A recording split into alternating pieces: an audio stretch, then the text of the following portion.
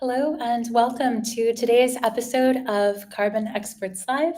My name is Abigail Mela. I am the host of today's show, and I'm very excited to be joined by our two guests. Stacey Smedley is the Executive Director of Building Transparency, and Panu Pasanen is the CEO and founder of One Click LCA. Welcome. Good to see you both. Thank you. Before we begin, I have a bit of housekeeping before we dive into the show. So, April, go ahead and share the slides. Thank you.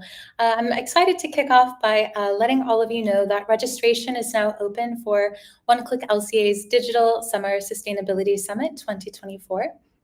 We're focusing on sustainable construction and manufacturing, and the summit is relevant for architecture, engineering, construction, manufacturing, and sustainability professionals.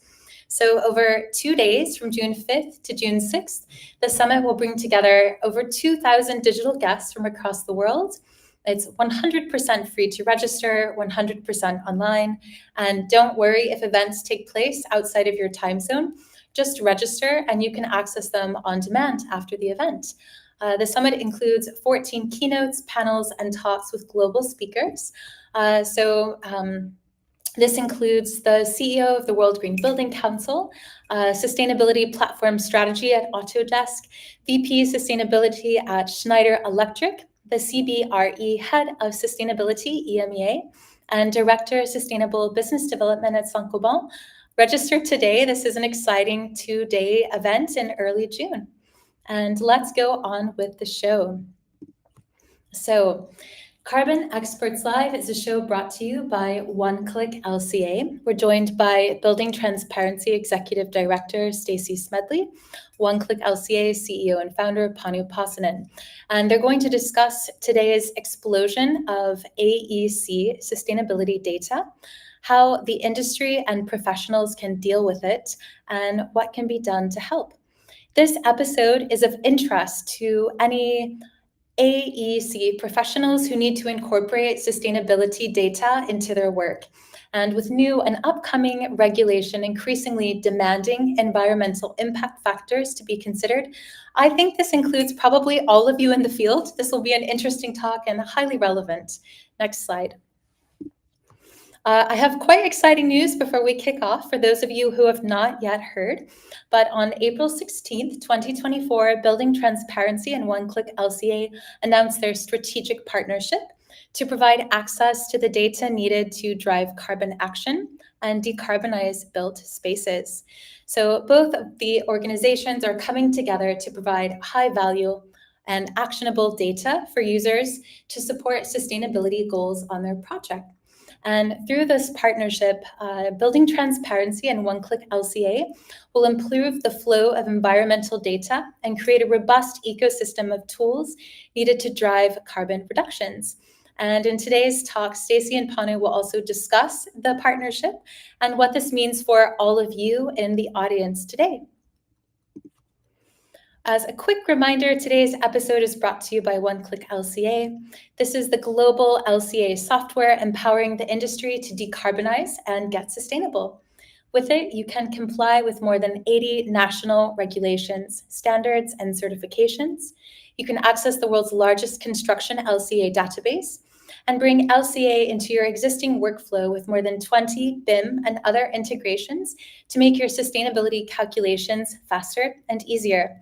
One Click LCA is here to make the construction value chain sustainable, and you can learn more about One Click LCA at oneclicklca.com. Up next, I'd like to give a quick nod to the production team. I'm your host, Abigail. April, Melina, and Aileen are working behind the scenes to make this episode possible. And we are also hosting a live Q&A session at the end of today's show. This gives you the chance to ask Stacey and Panu your most burning questions, and our production team will be piping all of your questions to Stacey and Panu at the end of the show. So stick around until the end of the show. And if you are dialing in today from LinkedIn Live or from Livestorm, go ahead and start dropping all of your burning questions now, so these can be piped over to Stacey and Panu. It's first come, first serve. Thank you very much. Next. I'd like to introduce you to Stacy. She's the Executive Director of Building Transparency, where she champions broad and swift climate action across the building design and construction industry. And she works to facilitate the reduction of embodied carbon through open access to sustainability data and tools. She has 20 years of experience supporting sustainability efforts across the built environment, and she leads building transparency and managing the continued development and implementation of the embodied carbon in construction calculator, otherwise known as EC3, and also Tally LCA. She's a leader in climate policy advocacy, partnering with local, state, federal, and global policymakers to inform and support low carbon procurement and buy clean policies. She's driven by her passion for sustainability and architecture, and she's an active contributor to the building community on a global scale. She also has a very active following on LinkedIn, 14,000 followers. I encourage you to follow her. She's doing a very cool series where she drops a new post every single day this year, focusing on climate action. So follow Stacy. And next slide, April. Great. Panu is the CEO and sole founder of OneClick LCA, which is a world-leading software platform for life cycle assessment and environmental product declaration in construction and manufacturing. He's a lifelong advocate for the decarbonization of the built environment and a winner of the EY 2023 Tech Award for his significant contribution to the industry. He is an LCA, embodied carbon, and life cycle costing expert and entrepreneur, and he also works on green building credits. His life's work is to scale carbon performance optimization with easy, automated, user-friendly, and affordable LCA and LCC software. He has 10,000 followers on LinkedIn, and I also enjoy following Panu on LinkedIn. You're encouraged to do the same. And I wanted to thank both you, Stacy, and Panu for being here. Let's now cut from the slides and get on with the conversation.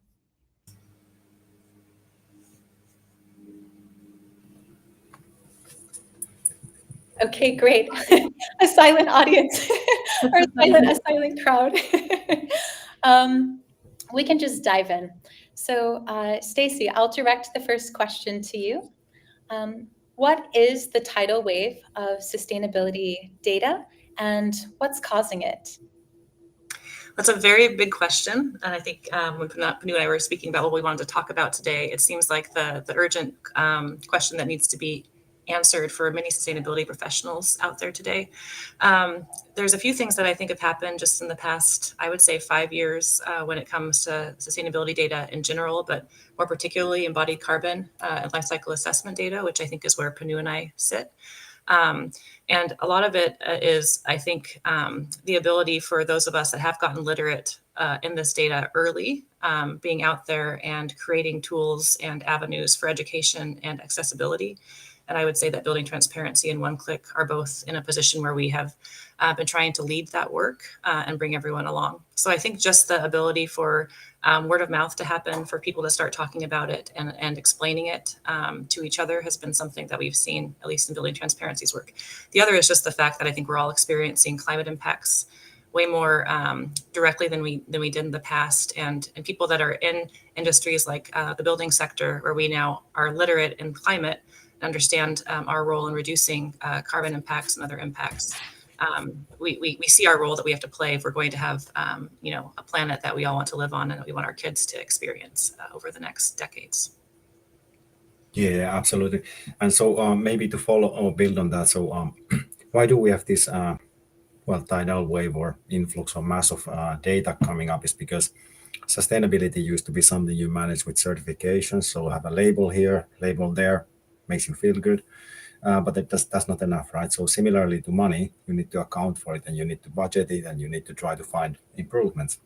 So data is the necessary enabler for that. And we have this flow of data coming because people want to be able to do credible measures and not just to collect labels and stickers for having done, good things, but they want to prove that we actually achieved something that's meaningful and that's sustainable. And this kind of measurability, it increases substantially the investability of the decarbonization. So people will be way more willing to support the project financially, that's able to demonstrate a gain in terms of decarbonization versus a project that's just collecting various different labels of, well, I mean, labels can be good too, right? But labels for sustainability. So that's creating the flow of data from where I'm looking at it. Yeah, I mean, picking up on that, Panu, I think because I started as someone that was looking for the data, that point about not just wanting to have a piece of paper that told me someone disclosed something, but trying to find the actual data that I could use, like costs, to compare and find, the lowest carbon, the best sustainability performing product, was really what led to the work that I'm now doing at Building Transparency. Because I was hungry for that data that I could actually use in that way. And not just feel good about having a collection of PDF documents that said the promise that those companies had done well. So I really take that point. And the second thing that's of course driving this is that businesses are concerned that their products are not investable, like that somebody might not want to specify them, somebody might not want to buy them, so that you get locked out of the market. So the transition from this label collection is also a risk for manufacturers who don't want to prove with data where they stand with regard to performance, and it's only going to go up. Yeah, we're seeing that already, right, with the different regulations that Abigail mentioned, I think, both here in North America where I sit, but also in Europe, just around mandatory disclosure now, but then also leveraging the disclosure to set thresholds or limits. And if you don't comply with the threshold or limit, if you're above in terms of carbon emissions, for example, here in the States, then you just can't be procured. And I think that message to manufacturers, and then also investment in helping them to decarbonize is happening now, and we can point to those things happening versus just maybe talking and hoping about those things happening a handful of years ago. Yeah, thank you, Stacey. I think at this point it would be quite interesting maybe to learn a bit more about the Building Transparency backstory and also One-Click LCA's backstory to provide some context for everyone in the audience to understand the forthcoming questions. So April, if you would cue up the introduction to Building Transparency, and let's turn it over to Stacey. Sure. Yeah. And I always start with introduction to myself because I think we are what we do. So this is a slide that's just showing, first of all, a picture of me on my grandpa's lap and with my grandmother on the deck of our house. I was in rural Clackamas, Oregon. And I grew up there. He built a house on the land and I watched him build the house. And then I basically had this natural playground outside all the time where I could go out and I would be in nature. And when I was 8, he decided to sell off all of our land, which is the green area kind of below that blue dot on the left. And I watched from that same deck as it was clear cut and turned into a suburban housing development, which was typical kind of in the US at that time. And I told my mom I was going to build things that didn't destroy nature one day. So I have taken that through all the work that I've done in architecture and construction to the work at Building Transparency. And it was, again, in that role at Skanska, if you go to the next slide, where, to Panu's point, I was trying to find a way to get to metrics where I could look at carbon intensity like I could look at cost. And that led me down a path of looking through the data and finding environmental product declarations, which are third-party verified declarations that were just being used as checkboxes. But I found that magical carbon intensity per unit that I was looking for to do carbon accounting like we were doing cost accounting. And Skanska was generous enough to have a program where we could actually get innovation grants to test new ideas. And I thought it would be amazing for me, but also maybe others, if we could digitize all of this data into a standard format in a standard place and provide access to it to really help everyone begin to understand that they could compare on carbon like they did on cost. So if you go to the next slide, Building Transparency is a 501c3 that was launched in 2020 to really take on the tool that I incubated at Skanska with over 50 industry partners, and Carbon Leadership Forum here in Seattle helped incubate the tool. But it was a landing place for that database of EPDs that was open and accessible tool that was supposed to be kind of an entry point to this data. And now the mission of the nonprofit is really to provide open access to that data, the free tools that are necessary to help people get going in this work, and then collaboration with everyone else that's doing this work so that we can all be on the same speeding train versus separate ones kind of running next to each other. So Building Transparency does host EC3. I'm very excited about our partnership with OneClick to help move the data back and forth from OneClick's ability to generate EPDs into EC3's database and then back to OneClick for use in their in your large data set. And also Tally LCA was something that was donated to us by Kieran Timberlake, which is a Revit plugin that does lifecycle assessment that we continue to support. So really, we're here to partner and do things like today where we're talking to industry with our partners and really push that collaboration and bring all of this along. And the next slide I just show, because I'm very proud of what we've done in terms of fostering those partnerships and working with folks across the industry, whether you're an owner, architect, engineer, contractor, other tool platform, other data provider, manufacturer. So I'm proud of our work in this, but really the slide for me is to really show everyone that may be listening that no matter where you sit in this whole ecosystem of players, there is a role for you to play in setting the policies and being literate in this work and in actually taking action. So I'll stop there. I don't want to spend too much time just talking, but I hope that helps just give a little perspective on why I do what I do, but also what Building Transparency's role is and everything. Thank you for providing that information, Stacey. It's really interesting, actually, to learn more about you. And April, if you would cue the slides for Panu, please. Thank you. Thanks. So maybe in a similar sense, so how we look at what we're trying to do is that we are trying to transform the business data that companies have, cost plans, BIM models, data in ERPs and similar. We are trying to transform that into sustainability results, and those sustainability results that will be in the format that customers need. So you need different standards in different locations, different certifications require different things, and trying to make that as automated as possible, that you have time to iterate, because time is really critical. So if it takes you too much time, you're going to be able to just account the actual facts and not to run optioneering and trying to identify improvements. So that's how we look at what our job is as a company. Next, please. And we do life cycle assessment, so maybe the more complex end of carbon in general. And there's a couple of things which industry broadly has acknowledged problems.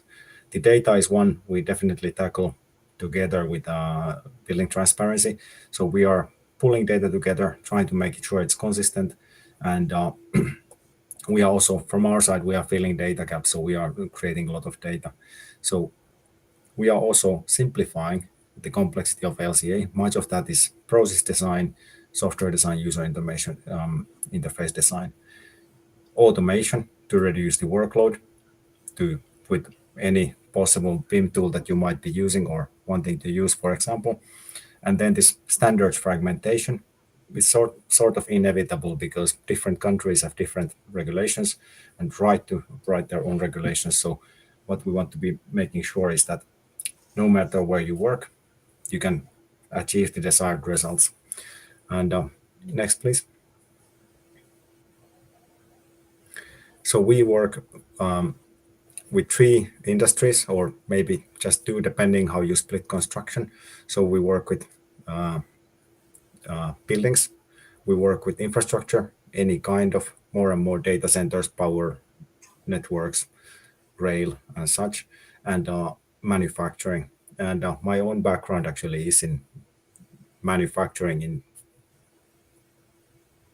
way back where I started, and I'm happy to be going back there as well. So we work with a lot of especially advanced manufacturing in construction industry.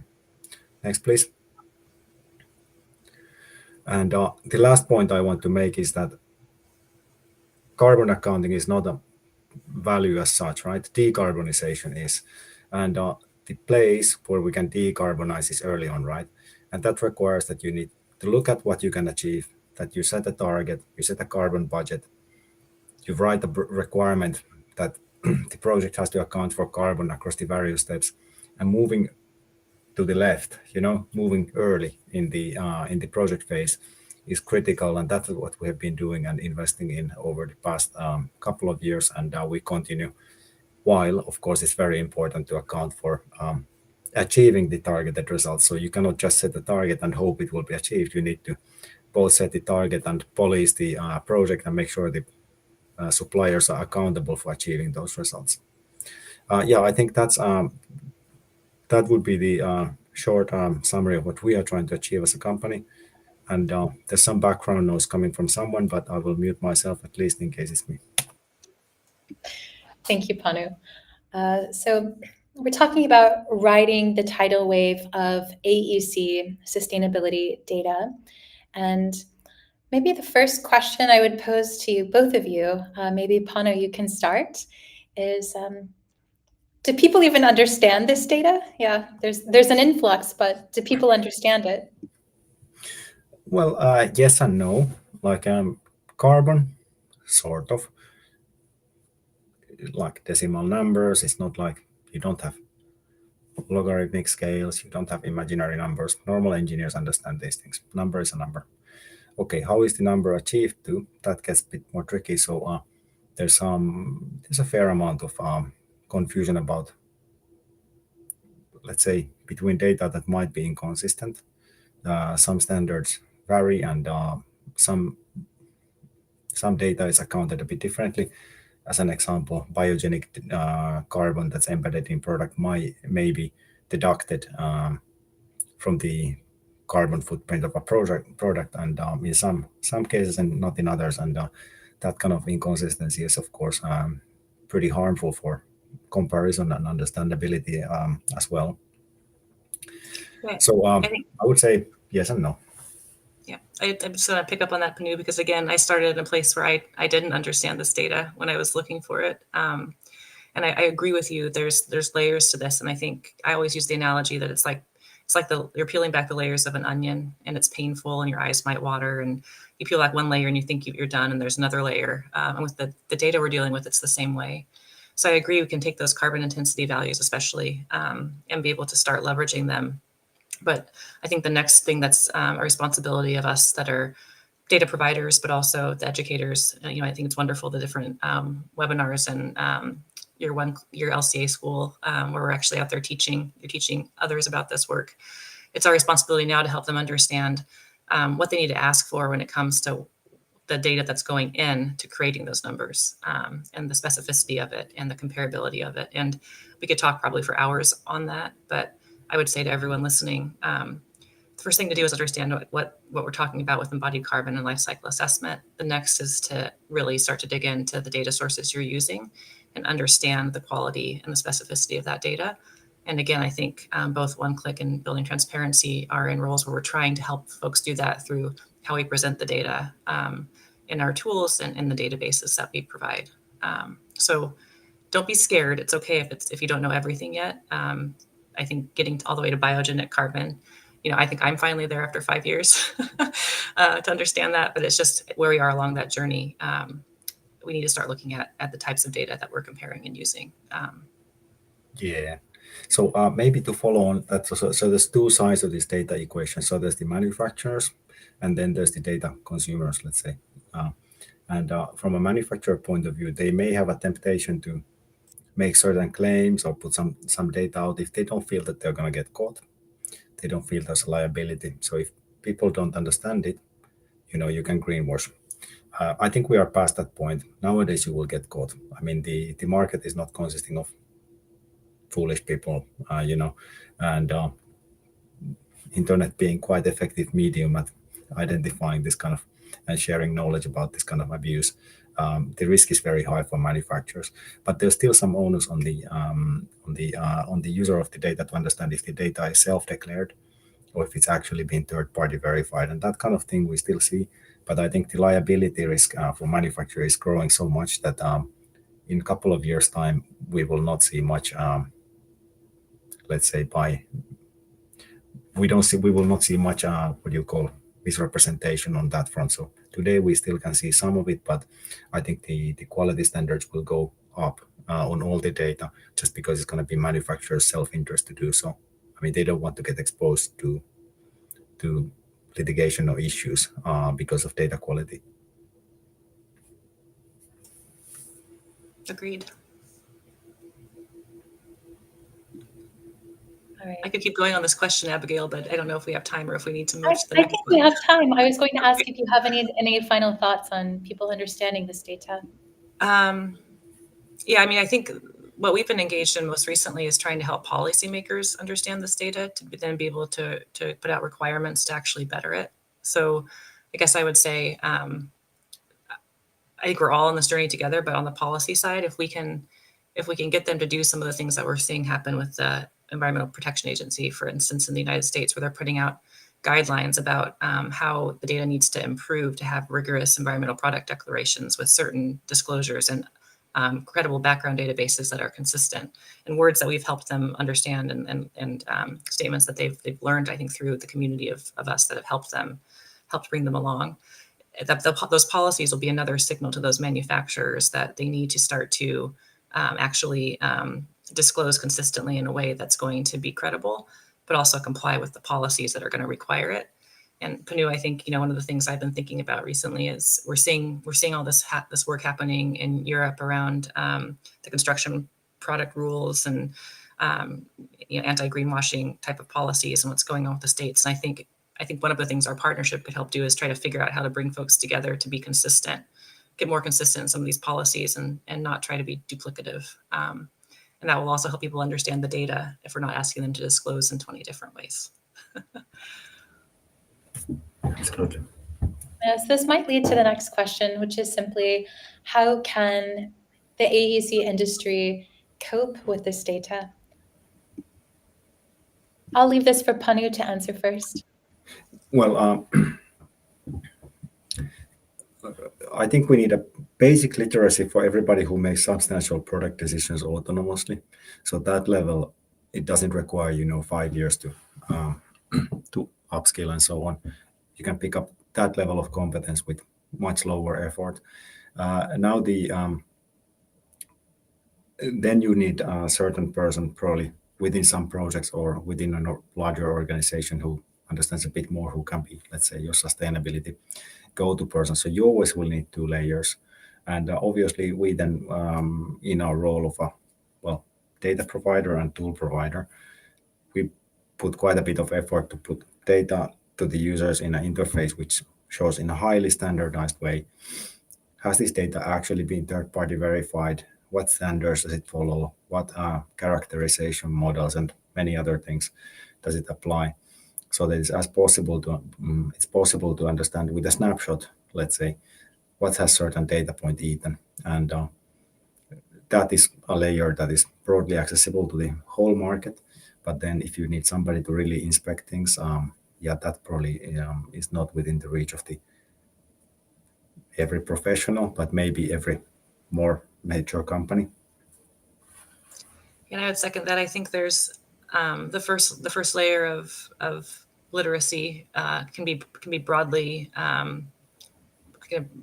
digested by many folks at the company. We see this, even in my watching the growth of the Skanska sustainability team, or some of our partners, architecture partners, that started with 1 or 2 that were championing things and getting literate, and then that expanded to a whole team of 8. And now they have 1 person that's the carbon expert or the LCA expert that's really digging into the details. So I think, building the expertise within yourself and within your company, and building that bench of folks that can do kind of the low-hanging fruit stuff, and then having, like Panu said, the experts. I think one of the biggest problems we have right now is that we don't have enough programs in colleges or programs like what OneClick does with their summer series to help people get smart in this and have the confidence to be the expert. So I think we have a little bit of a desert when it comes to that expert layer. And so I would just, if anyone's interested in this work, becoming the expert so that you can support this at that second layer would be something I would advocate for. We need to build more experts. I think that's one way that we can cope with the data. Yeah, of course. And every expert can probably support another 100 or 200 non-experts. So, it's high leverage point in the industry. Other thing to look at, because I will come back to the same thing. I've been talking about this for the past 20 years, but the data is not the point. The decarbonization is the point. So you don't need to understand everything. You just need to be confident that, this is going to have the impact that I want, right? If it's 5% less or 5% more, who cares? The point is to go into the right direction, do that repeatedly, do that often and do it early. And sometimes, something goes wrong. I mean, maybe, the contractor changes the product they buy in the end. So your accounting was all good, but they didn't buy what you specified in the end. Happens, right? It's life. And you cannot control for those factors. So you just need to do the motions, go through the motions. It's a bit like you go to the gym, you go there 3 times a week, couple of years in, you'll be in a perfect shape, but not every day will be a good day. I completely agree with that. It's a good analogy. Anyway, I might steal that one because I love analogies to help people think about this stuff. But I agree that we need to continue to push and think about this more as a journey. I use that speeding train analogy where the first thing you have to do is get on the train. And then, the next step is, are you going to help build the tracks that keep the train going? And how do you get more folks to get on the train? So I think we're in the middle of that now. And it's just, let's go get more people on the train and moving up in the cabooses till they're in the front, driving it. Yeah. So we've looked at a macro level at what the industry can do to cope with the data. And maybe let's zero in a little bit on actual professionals working in the trenches day to day, and what can they specifically do to deal with this data. So get technical and get specific. I think, Panu, you started this in your last answer, I think, where you talked about just going through the process. So, and not worrying about perfection. Like, is it going to be everything happens correctly every time, or are the numbers exactly what happened at the end of the day? So getting technical, I think, find the tool that works for you, that helps you go through that process. Leverage that tool in how you design early, and maybe it's multiple tools that you use, but I think figuring out what your process is and then implementing it. Like when you said, now I'm going to use this analogy, you condition yourself where it just becomes what you do every day and it's what you know. So, beyond just understanding what the data is, I think understanding the tools that are out there, we always are pretty agnostic about this at BT. There's multiple tools out there. There's leading tools like OneClick, and what Panu's been able to build over the past 20 years. There are tools that are coming on the market that just look at one aspect of this if you're wanting to just look at the early stuff. So find the tools that work for you, implement them, and then go through the motions. And you will lead to decarbonization in that work, even if you don't know if it's 20% or 25%, to Panu's point. Yeah. Second thing I would encourage is that look at the carbon budget. So what could be the allowed carbon emissions of a project? So don't start with the project as a given, but look at carbon as a target. So what could you actually, get? There's a couple of these carbon budget references. You can get them from Science Based Targets Initiative or others. You can get them from LETI for London. Some other geographies have different ones. Obviously, if you are in a highly seismic region, seismically stable regions, reference values probably will be a bit on the low end for you in very practical terms. But try to think of first, before you think of any very detailed things, just carbon budget. What's allowable? What would be actually sustainable? It's probably going to be way less than what you're going to get with your building.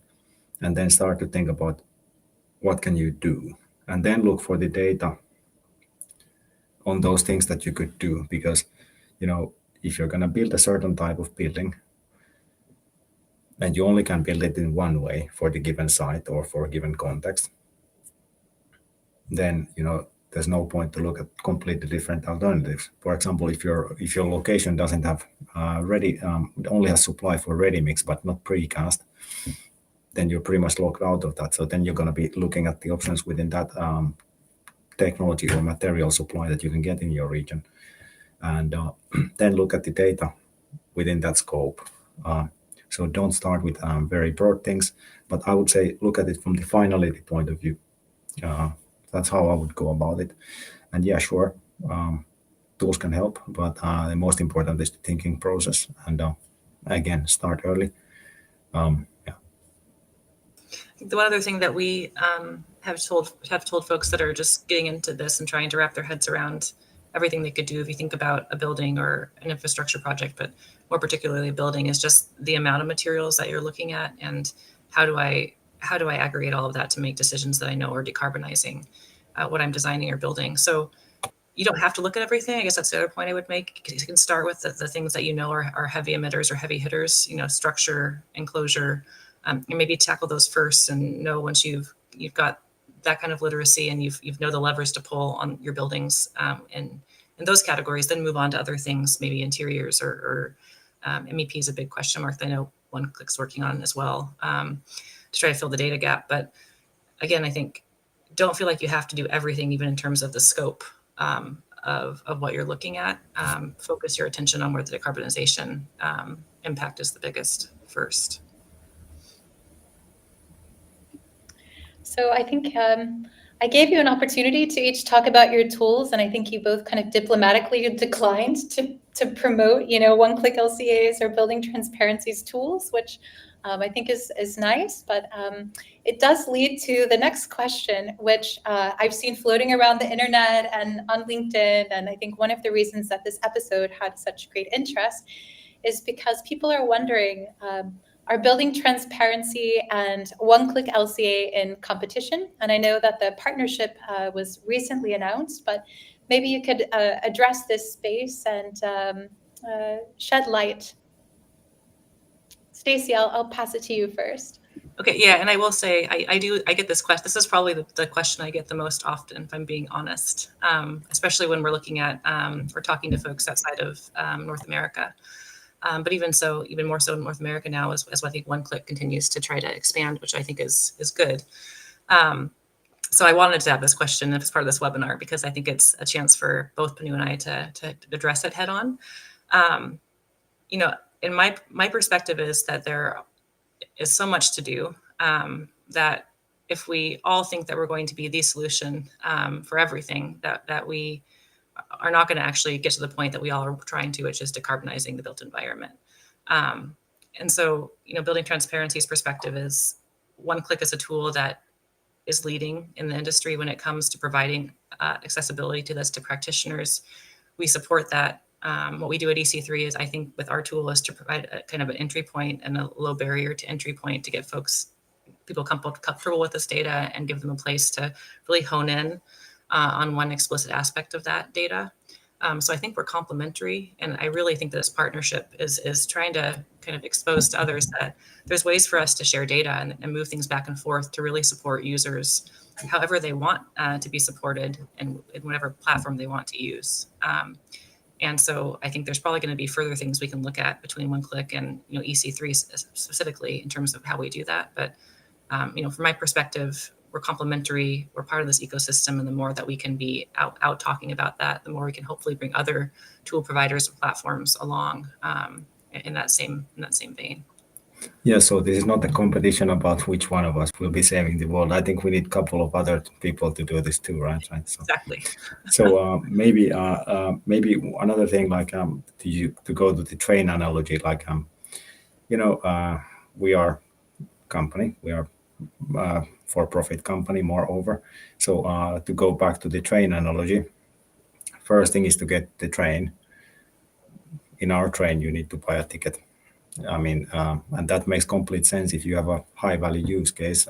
That's the only way we could make this work because we don't have taxation rights or this kind of income streams. We just wanted to make this work, and the way we approach this is that we try to find a way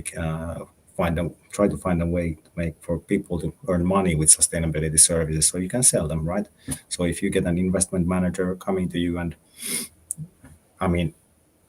and that's important because if it doesn't make money for everybody, it will not scale. But the other thing is that accessibility matters hugely, right?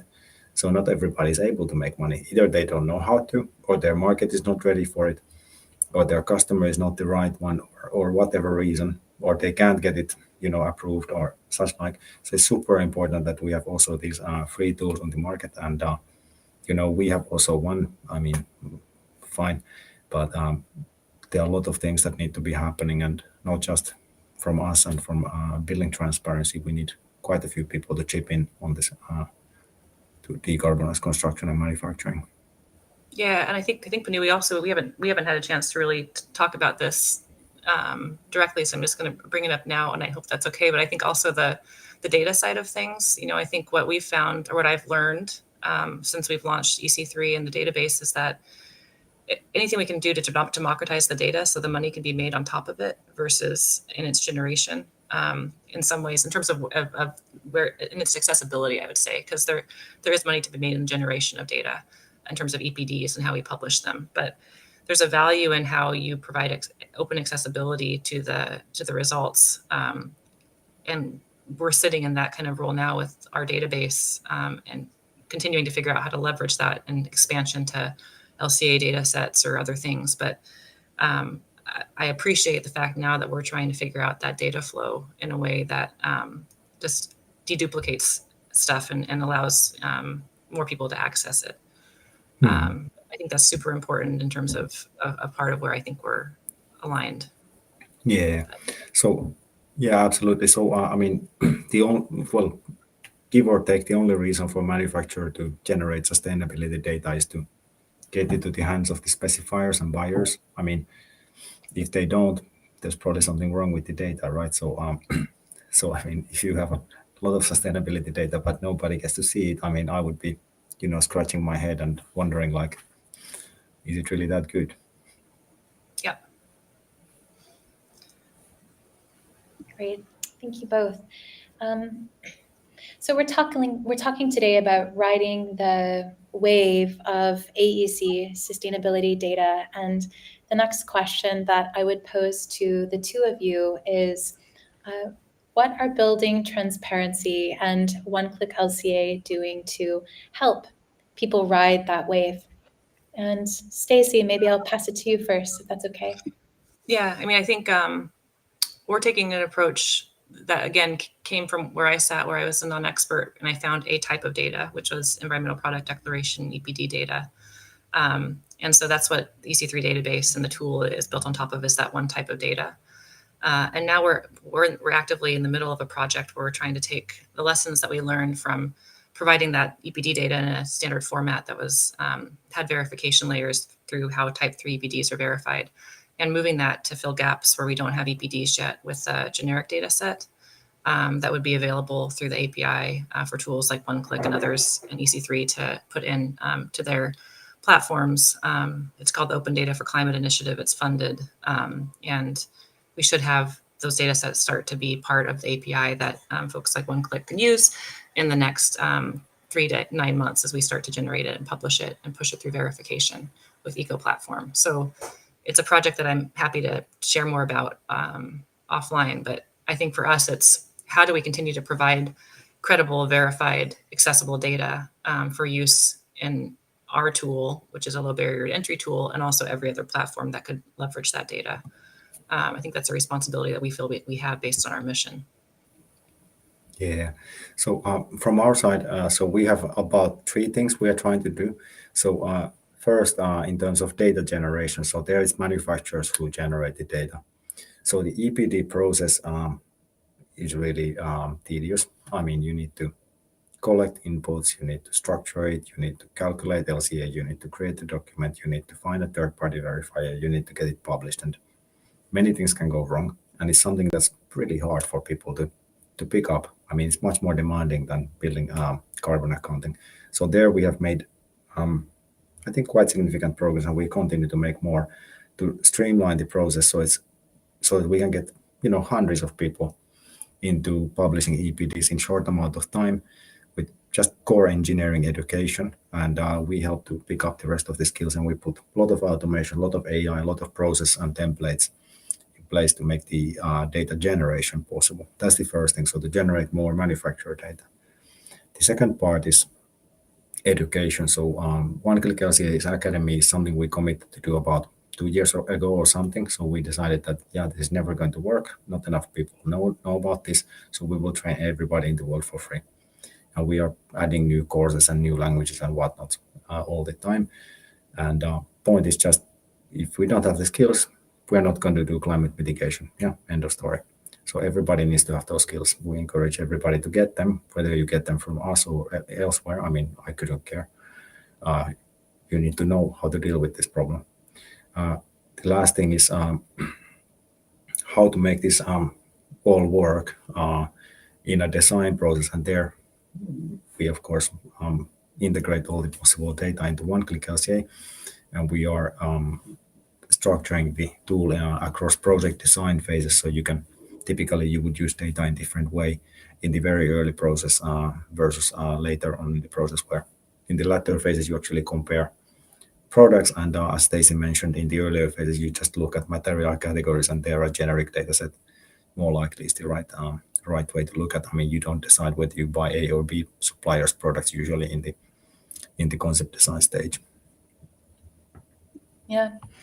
So this is very inspiring, and I reckon everyone in the audience is probably wondering, they don't just want to maybe they're probably wondering what they can do to help. So the question is, what can AEC pros do to help the industry ride the wave of sustainability data? Panu, I'll pass to you. So I would start by advocating for this work in the organization you work in, and also on the projects you work on, and bringing evidence. This is an evidence-based industry. Like, people like and understand evidence generally. So this kind of data, it's great evidence-based. So we can do these 3 or 4 different things. We can find solutions. They are available. They are available from the suppliers we work with. I say we should do this, and then you see if you get people on board, and you can do some bit of background influencing work, depending, of course, how much power you have in the project. But it's better to prepare the ground, and to prepare the ground, figure out what value drivers it has, what value drivers sustainability has for others. So to get them on board, but it has quite many value drivers in most markets today. Yeah, I would second that, and I think the way that I advocate for that is if we start thinking about at least the carbon side of things. Carbon accounting is just like cost accounting. Do it at every stage of your project. Do it whether or not the owner is asking for it. Like, to Manu's point of providing evidence, they don't know what they don't know. So waiting for them to ask for this, you may be waiting forever, because they might not even understand that there is an opportunity for them to look at this information around sustainability impacts and make positive projects or progress, and then actually, be able to promote that as part of their project success. So build it into what you do. Show the evidence, like Panu said, and don't be scared. Start small and start focused if you need to. But we just need it to be top of mind all the time, just like cost is when we come to design and construction. Yeah, and another way to look at it, because you're AC professional, so what you're really doing is you have a computer, you're drawing something, or you're calculating some costs or similar stuff, but all you do is you're going to be putting thermally engineered materials into buildings made with 1,000 degrees plus temperature. So you can feel good about yourself if you bike to work. You can be vegan. Maybe you even got an electric car. It doesn't matter. Your impact in professional life is 1,000 times higher, 1,000 times higher. That's because you're specifying thermally engineered materials to large buildings. And I mean, that's the thing you should mind. And that's where you need to fight your battles. I mean, because you cannot fight every battle. So if your kids need, sausages every now and then, you better give up on that than to give up on the aluminium facade. I have to fight that battle, Panu, with my kids. Yeah, so well, me too, right? Comment.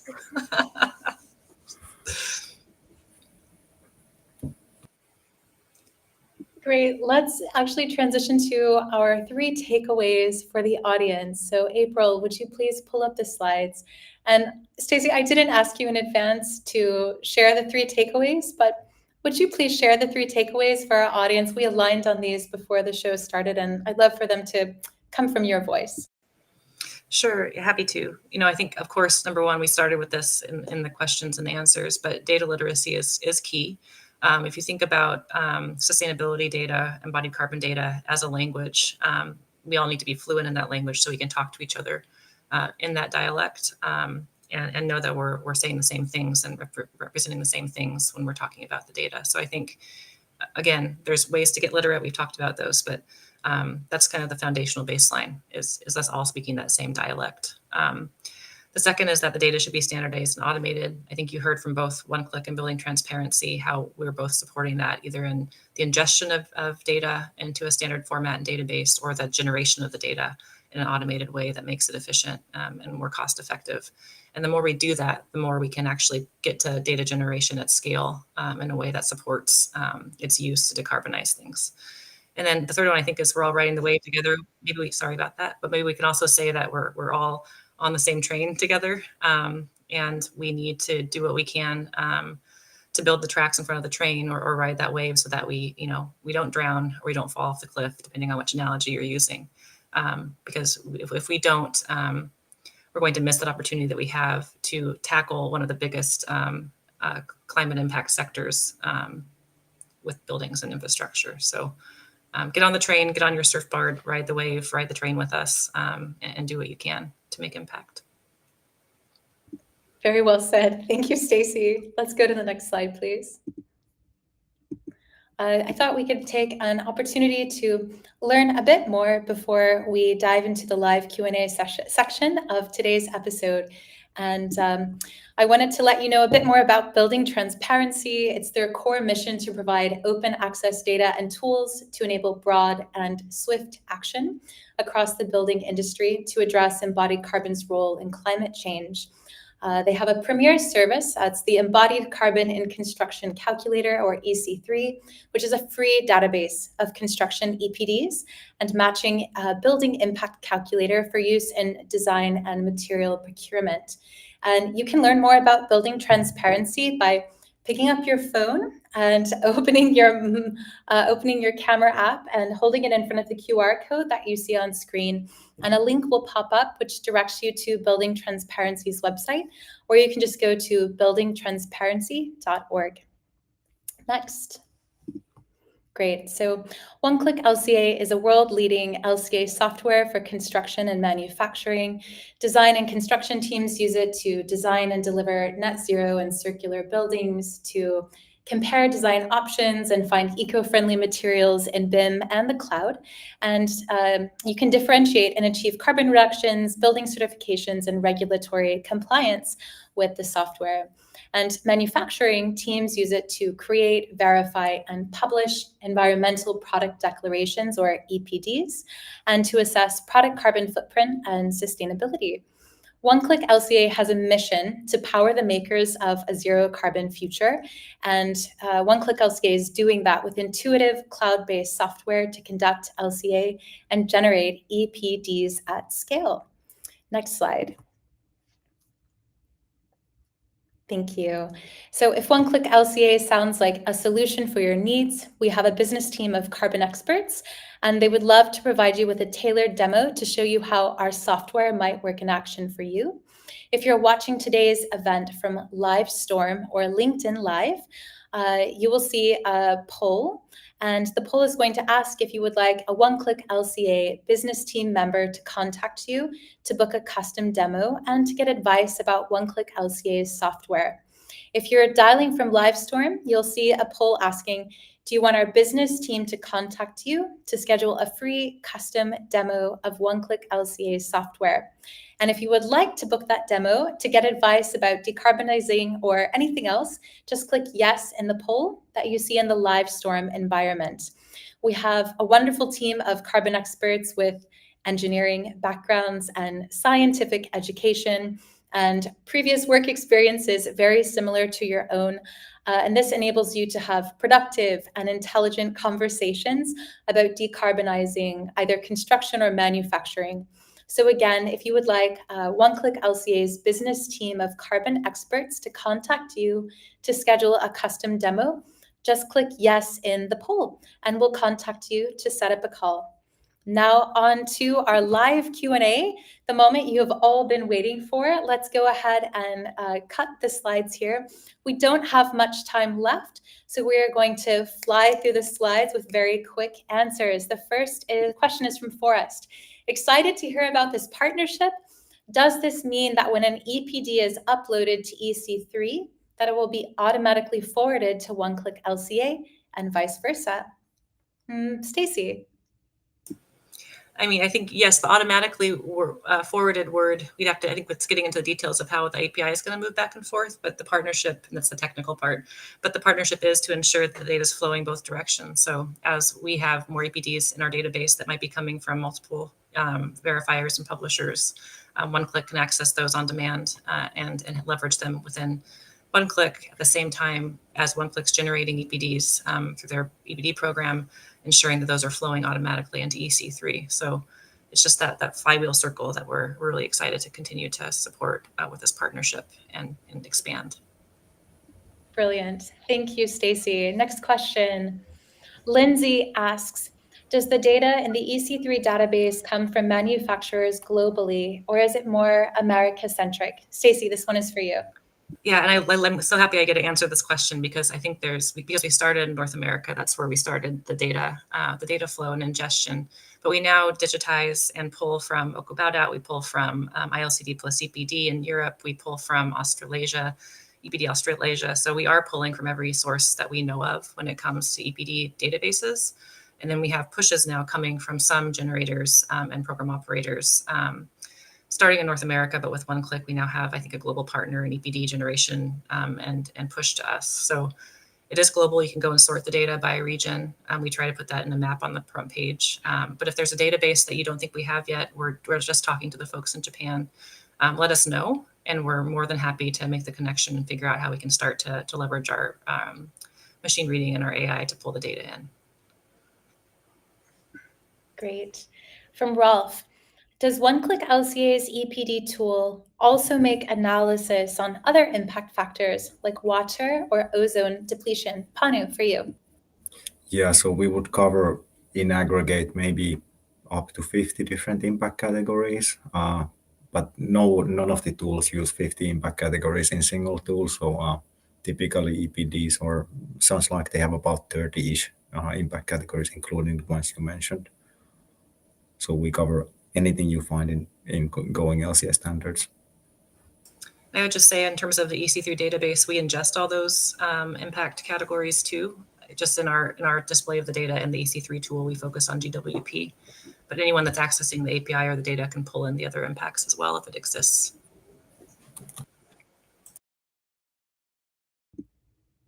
Next up, do EPDs prove that products are sustainably manufactured? Panu, No, first. no, it does not. It quantifies the impact. So, I mean, you can have other sustainability issues. So if you look at just carbon, yeah, it will prove your carbon impacts. It proves that, right? But sustainability influences ethical questions. It includes tax dodging. There's many things that, can be naughty. So EPD is looking at certain things, and it will prove if your products are low carbon or not. That it will do. Next question. What future trends do you foresee in the data landscape that could further transform sustainability practices in the AEC industry? Interesting. I'll let you, Stacey. I mean, I think that what we're seeing right now in terms of, again, at the regulatory level, at the private sector policy level, and then at the folks doing the work, is this move to try to standardize and digitize. And so I think EPDs is where that's really starting because it's one source of data that we can try to tackle and prove that we can do that effectively. But we are now seeing this at the generic life cycle assessment data level. We're seeing it at the building benchmark level with organizations coming together. The World Business Council for Sustainable Development just put out their interventions they announced at the Paris climate event, where there's interventions specifically around data harmonization at both LCA and product level, but also at the building level. So I think that's what we're going to see over the next 1 to 3 years is a big move for everyone to come together on that at all of those tiers. I have 2 letters to add. AI makes it faster, makes it more scalable. We invest in it too. Brilliant. Final question. Could you discuss the financial implications of adopting sustainability data practices? Panu. Data generation is manufacturers' cost, and yeah, it's clearly a cost. They invest in that cost because it gets them an advantage. So it's a cost of doing business in a certain way. The cost of adopting sustainability data management for construction projects are pretty marginal. Stacey, anything to add? I would agree with that, and I would like to actually flip it. I think right now there's a perceived cost. Well, there is a cost of generating the data, but I think there's going to be a cost of not generating it to manufacturers over the next handful of years as it becomes regulatory. So there could be a financial risk by not generating sustainability data for your products, which is a shift in how I think we think about this broadly. Mm-hmm. Thank you both. This concludes our show. I will just offer a final reminder about the Digital Summer Sustainability Summit, which takes place June 5th through June 6th. Again, we'll have 2,000 digital guests. It's 100% free to register, 100% online. So whatever time zone you're in, wherever you are in the world, register and you will get access to some of the world-leading speakers, some of whom you see featured here. And just please come. It's going to be a great time for everybody. And final slide. Great. So we're always happy to hear from you at OneClick LCA. You can contact us by writing sales@oneclicklca.com. Visit our website, oneclicklca.com. We have a great LinkedIn and also a nice new YouTube presence. You should check out OneClick LCA's new YouTube channel. We're very excited about this. Very rich content about decarbonizing the industry. And with that, it's a wrap. Stacey, thank you so much for joining us. Panu, thank you so much for being here today. And Pleasure. congratulations both on the partnership. Thank you very much.